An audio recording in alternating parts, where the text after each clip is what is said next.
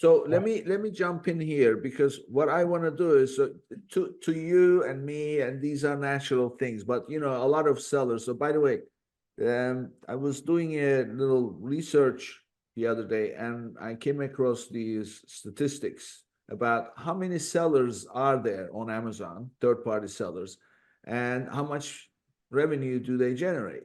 So what I found was there are only 1.1 million active sellers. Okay. Interesting. Active means a seller that sold at least one piece in the last 90 days. Okay. Out of that 1.1 million, 79% do less than a million a year. So what we're talking about is a huge number of sellers that really do things manually. They Right. don't have Right. agencies. They don't understand flat files. They just go Yeah. log into Central, create their listing and ASIN and whatever. So, but you and I don't operate that way, right? We use Sure. flat files. So I want to first flush this out in a way that people can know exactly what to do. So first of all, tell us, how can someone who created a listing manually obtain the flat file, the template that is exactly for their listing? Yeah, so that would be found within Seller Central, and it's under the if you want specifics, right? Then you would have to go to the inventory menu, and then I believe it's under catalog, and then add products via upload. From there, it's going to guide you to finding the Excel file that you need, which is based on your category, and then of those columns, right, it's going to have the various attributes from title to price, the bullet points, product description, images, so on and so forth. The Excel spreadsheet has a series of tabs at the bottom, and there's some very useful information. So certain fields, certain columns are delineated by only, choice selections. Like you cannot manipulate certain fields, right? So you have to look at data definitions and ensure that you're plugging in the right information that is allowed on that particular cell. So this, I don't want to get too complex with it, but that is where you would find a flat file to essentially you're kind of taking it the back end approach. A lot of these sellers that you're referring to will go to the inventory and then they'll hit the edit button and try to make the update on the front end, which is a perfectly fine thing to do. It's just sometimes I think if Seller Central or the back end of Amazon is like hitting an old TV, right? And you're trying to get it Yeah. to work. Yeah.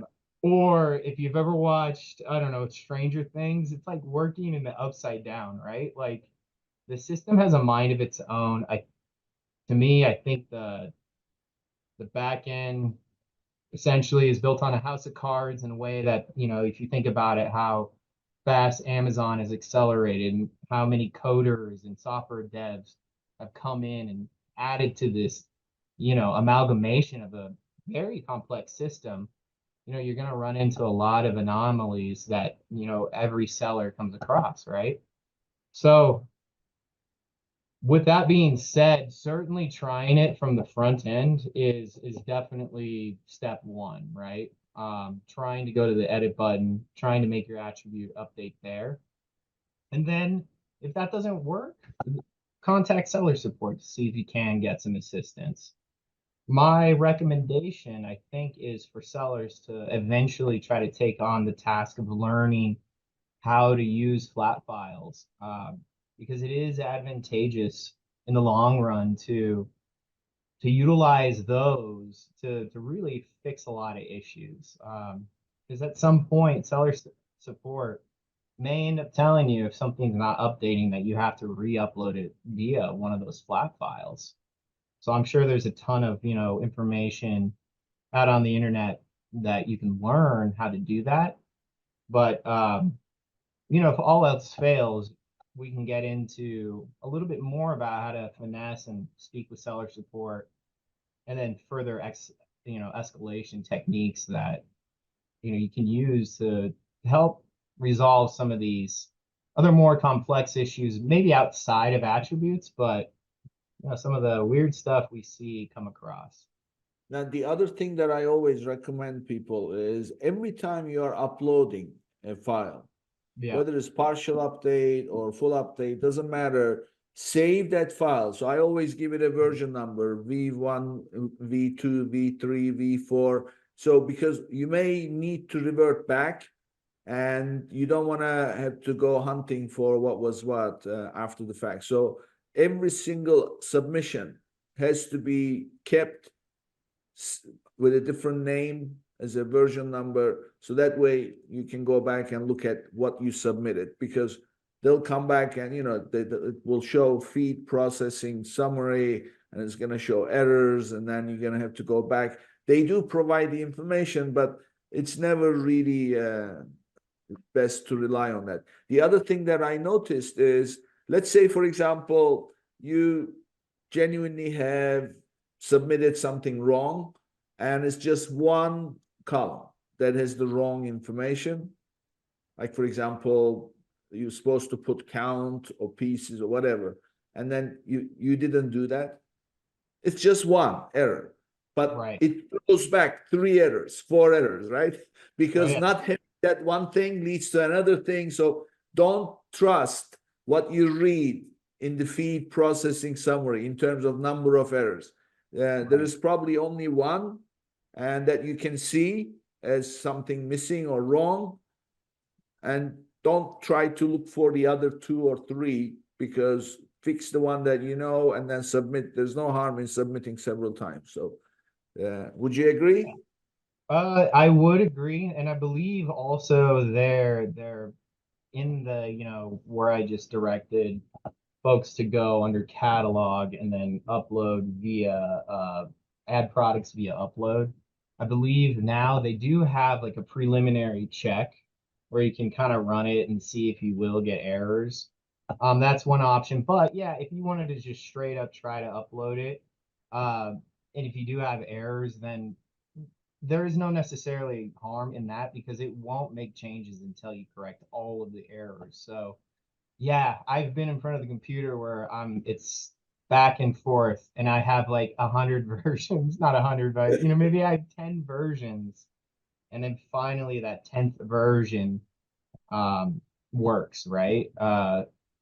So yeah, you start with a minimal set of data, and then you expand on that based on what the computer wants, the system wants, right? Yeah. Um, Yeah.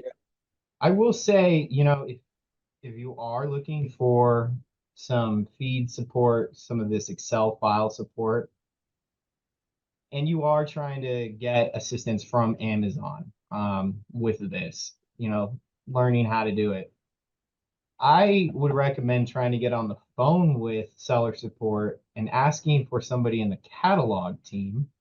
And generally, you can get somebody on the phone.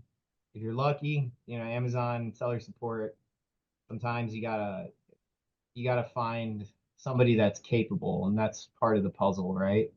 There Yeah. are obviously, capable folks over there. There are people that,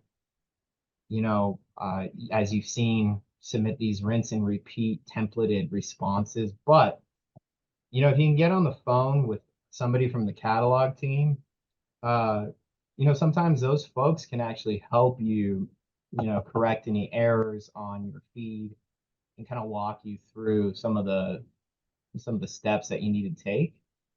So, one thing is I think a lot of sellers, they rely on email communications, create a case, email, wait. But those email responses are generally never very fruitful, right? So, I when I want to get something resolved or if I need help, I try to get somebody on the line and I try to find somebody that's willing to help me.